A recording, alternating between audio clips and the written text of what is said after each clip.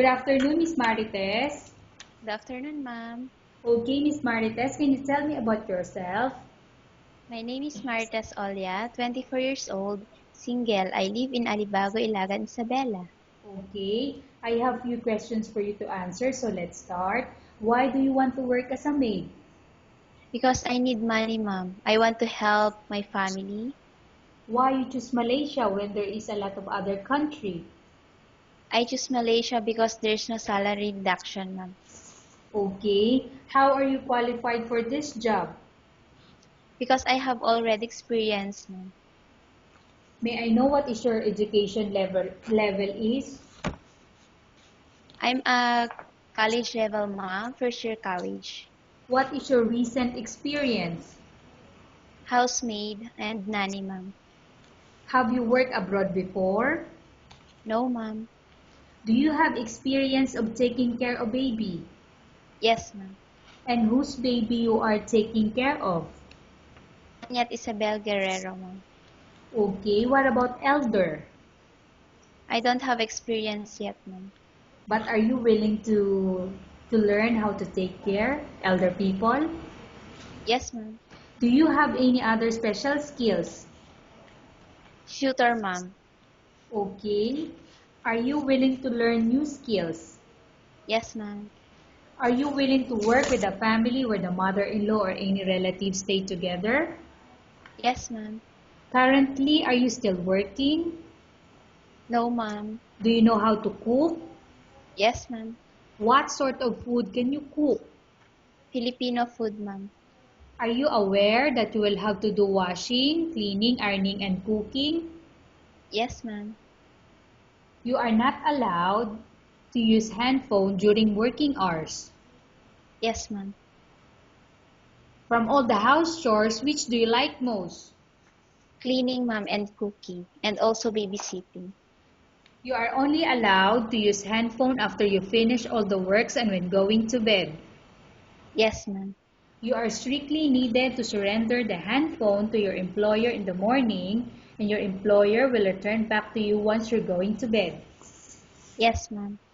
If ever your employer finds out that you are abusing of using your handphone and it's affected your work performance, your employer will confiscate your handphone and you're not allowed to hold it anymore. Instead, the employer will allow you to call to your family 3 times in a month. You're only allowed to bring normal phone and you're not allowed to bring smartphone. Are you agreed for the terms and conditions? Yes, ma'am. Are you agreed to the rules and regulation for the handphone? Yes, ma'am. How many years is the contract as you agreed and understand? 2 years, ma'am. Can you describe for me your ethics or your attitude? I'm a hardworking person, disciplined, caring, and also honest, ma'am. Okay. How can you assure to us that you will work hard in Malaysia? I can assure to work in Malaysia because I'm a hardworking person. O- And also, I will follow the rules and regulations. Okay. Can you promise not to use the telephone without the permission of your employer?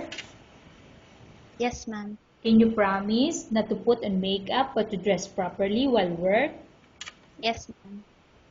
Can you promise not to invite friends and relatives without the consent of your employer? Yes, ma'am. Can you promise not to ask for advance salary from your employer under any circumstances? Yes, ma'am. Do you really understand the rules and regulation of the agency? Yes, ma'am. Do you pay any placement fee for you to come to Malaysia to work as a maid? No, ma'am. Do you have any history of sickness, example breast cancer or any other illness? No, ma'am. Do you suffer from any skin diseases, allergy or physical defect? No, ma'am. Have you suffered from any serious illness? No, ma'am. Have you undergone any operation? No, ma'am. Are you medically fit? Yes, ma'am. Are you in any medication? No, ma'am. Are you allergic with any food? No, ma'am. Are you prepared to work for the employer of any race? Yes, ma'am.